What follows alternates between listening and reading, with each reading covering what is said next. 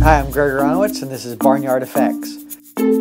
Today we're going to talk about Pregnapocalypse, which is Akana's new short, and probably my favorite project that she and I have done together.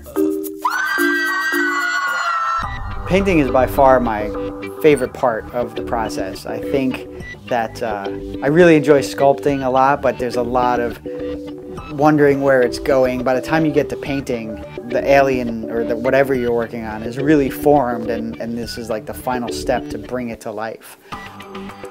I prefer to paint with rubber cement, which is the same stuff you would use if you were, gluing paper to paper. I use it to paint the creatures, and the reason why is because it's super flexible, so when the foam is bending, it doesn't crack, it just stretches.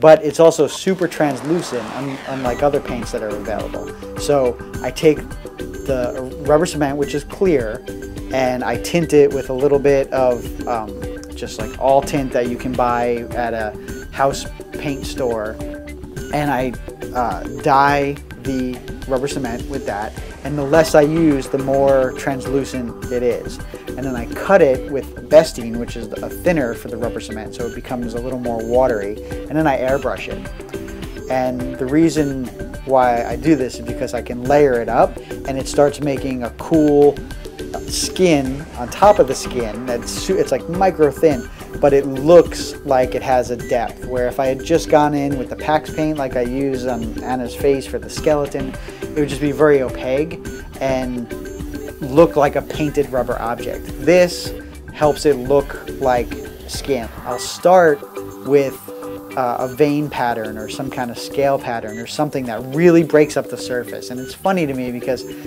when I'm designing or building creatures for other people, and the director comes in, or somebody will come in and see this first stage, and they kind of panic because they're just like, what are you doing? Like, that doesn't look like anything. But really, it's like a base coat. But I think most people think of base coats as being solid. With the translucent paint, you want it to be the opposite. You want to start broken up and then build into layers, where I do a very transparent color. Like on this particular guy, I did a super translucent gray and sprayed over the whole thing, and it starts to bury that vein pattern, but it makes it look fleshy.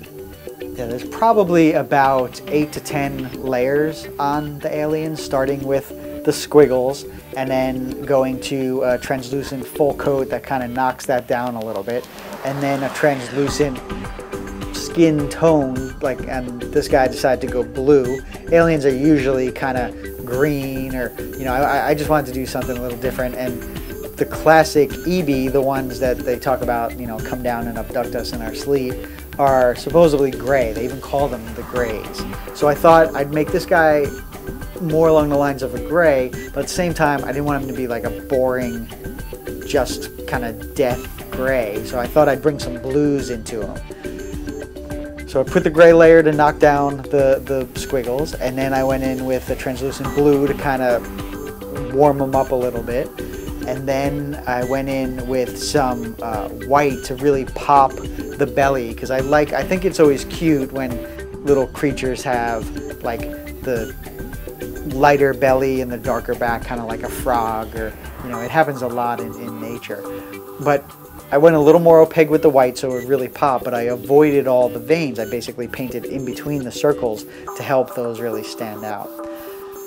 Then I went in with accents and did shadow area and any place where I wanted to create depth. And then ultimately the final accent was bringing out some pink, because even though he's an alien and he might have blue blood or something, I really wanted that kind of like cute baby, like rosy cheeks and pink little feet. So I just did a little bit of dusting of pink and made him the baby alien he is today. So that's how I painted the baby alien, but I use those same basic procedures for almost every creature that I create. I just changed the different kinds of squiggles and the layers of color. But you should go out, get some supplies, and paint your own thing. Put a link below so we can check out your work and share it with everybody, because I'm dying to see what you guys create.